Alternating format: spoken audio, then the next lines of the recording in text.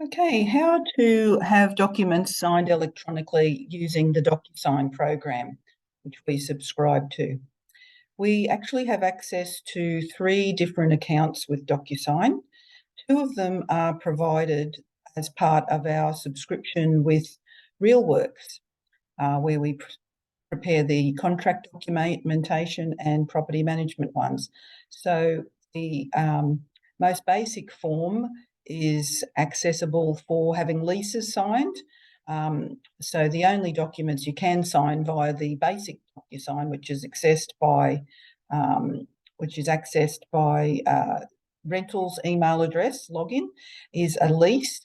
Now, we also pay for access to Docusign for other paperwork that's available through RealWorks. And as you can see here in the list of the templates, these ones here, which have Docusign and tabs marking them, can all be signed using a RealWorks Concierge Docusign program. At the moment, the login is using Anita's email address, and she has that set up with her signature to appear as the signatory for Lifestyle First Realty. And you can use any document that's in RealWorks which has these symbols beside it. So that's an annual subscription we pay. The third one we have is a separate Docusign account we've taken out directly with Docusign themselves, and that we mostly use for for signing contracts. So I'm just going to log into that here. It's just a website, Docusign. Start typing that. It will autofill with the reception email address. Now, the way this subscription we have for this one is the most basic subscription that they do under this format, and it allows us to send 5 sets of documents each month, and that's a calendar month, resets it on the first of the month. So we tend to reserve that for sales contracts, possibly Form 6 appointment forms for property management and or sales, things like that can't be that don't use the RealWorks program. It's quite a straightforward program to use, very user-friendly. As you can see here, I've logged in and I'm now at the dashboard. So if we were wanting to get some paperwork signed, you just follow the prompts here, drop documents. Now, I'm just going to do a dummy run. I'm not actually going to send anything. So we'll use a sales contract as an example because that is the most commonly used documents we do with this one. So we literally just drag them into the box there. I'll put in a couple of documents so I can just show you how it works, because normally you are using more than one document. So we just keep on adding until we've got everything we need signed.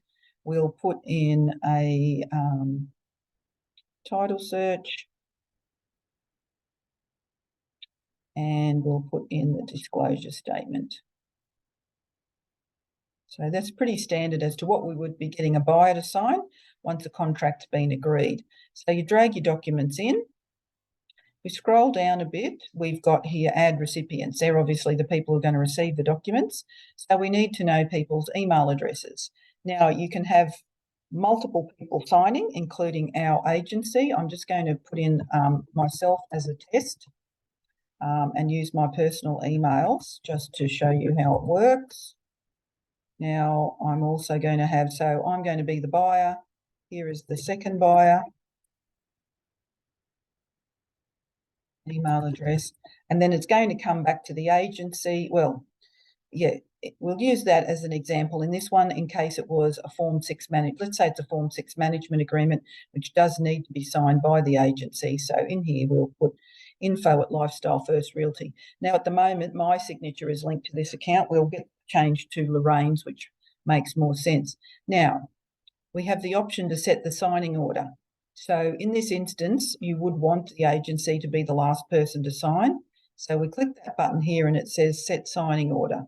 So presumably, if for some reason I wasn't happy with that and I wanted Diane to sign first, I can just change the order there, and the documents would go to Diane's email first, then to Bill, and then finally back to Lifestyle First Realty. So there's also this button here that says need to sign. You've got a choice of needing to sign or just receiving a copy. I've only ever used needs to sign. And we have the choice to add a message. So it gives you a default message here, just with complete with Docusign. You could alter that if you want. Then you can type in your little message to your clients.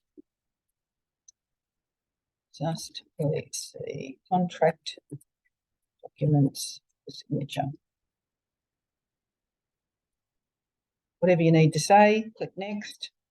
Now, this next page is where we tag the spots that require the signatures.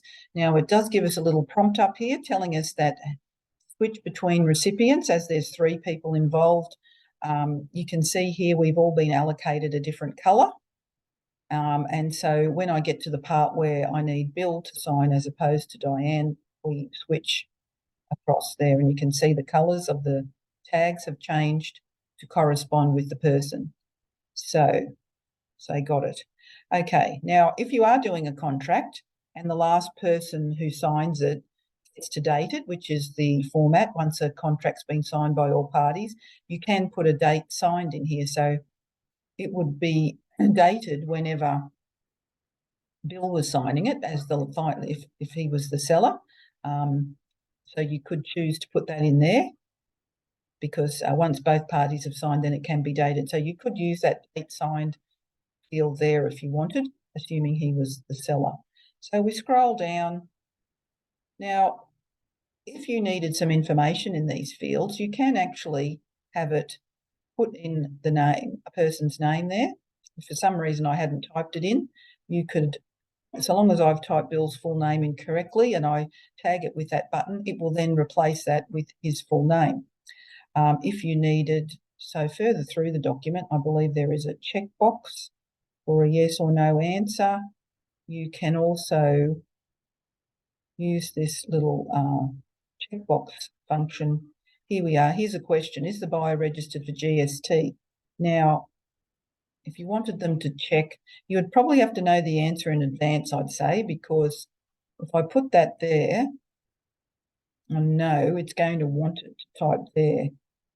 So I haven't really used that function, but it is available. If you decide, no, you don't want to do that after all, you can just click delete over here and take it away. So we'll scroll down to where the signatures are required. Now this is, okay, so if we've got multiple buyers, we go back to our list. We want a signature here. We want the second buyer to sign here.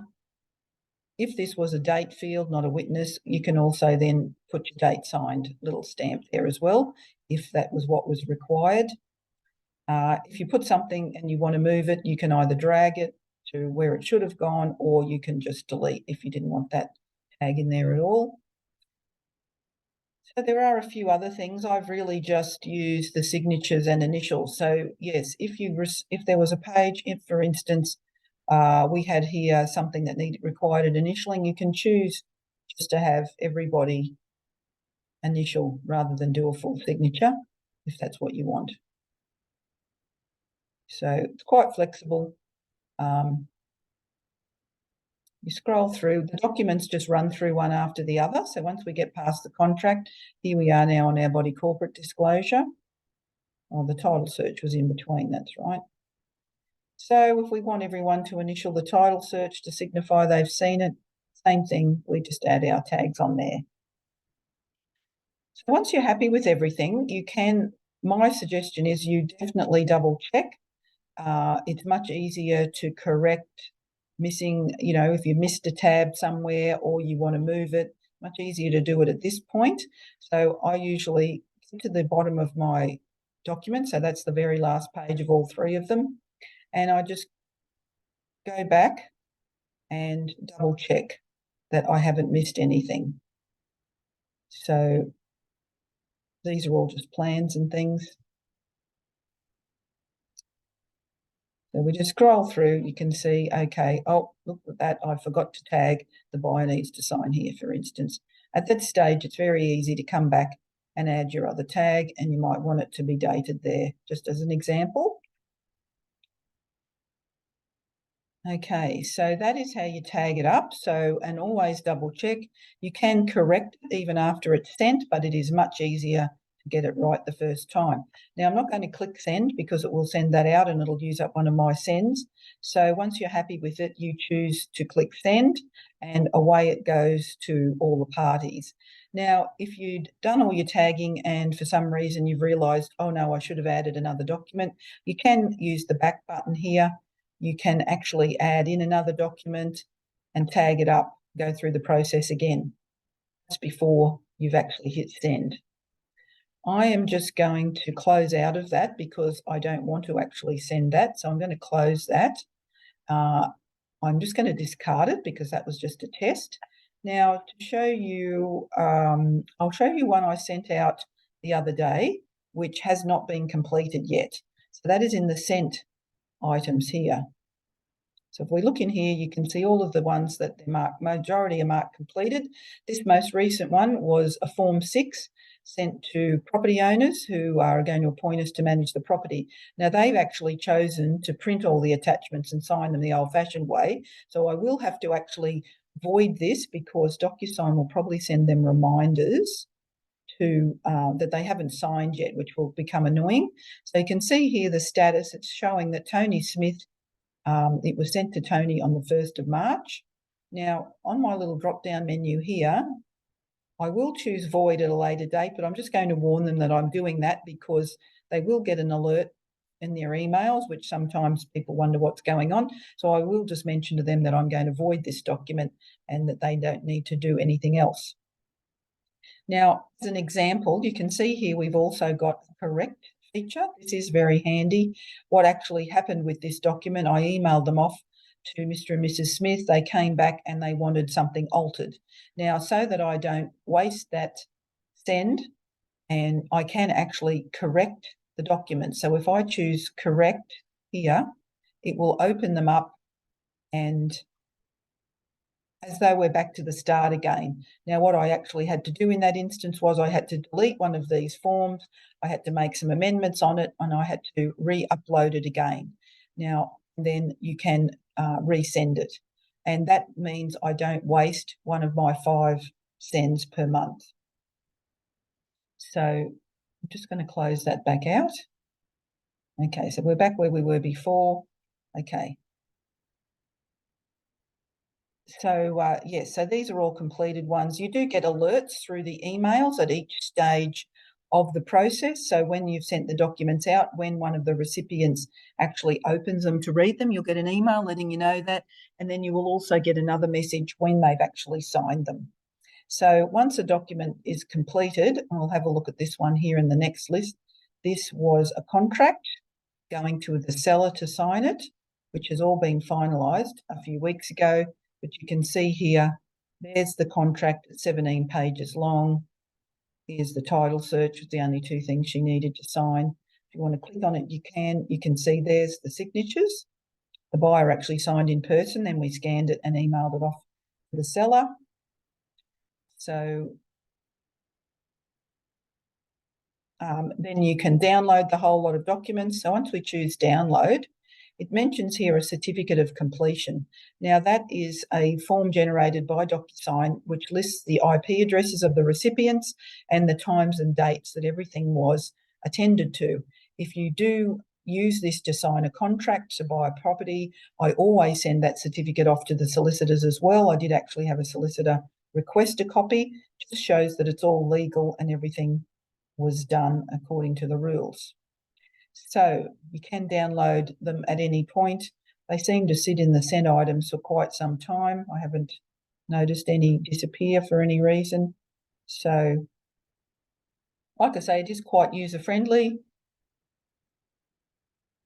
and a great way, but we just try not to waste our 5 sends, as some months we need to use more than that. So that is how you DocuSign a contract.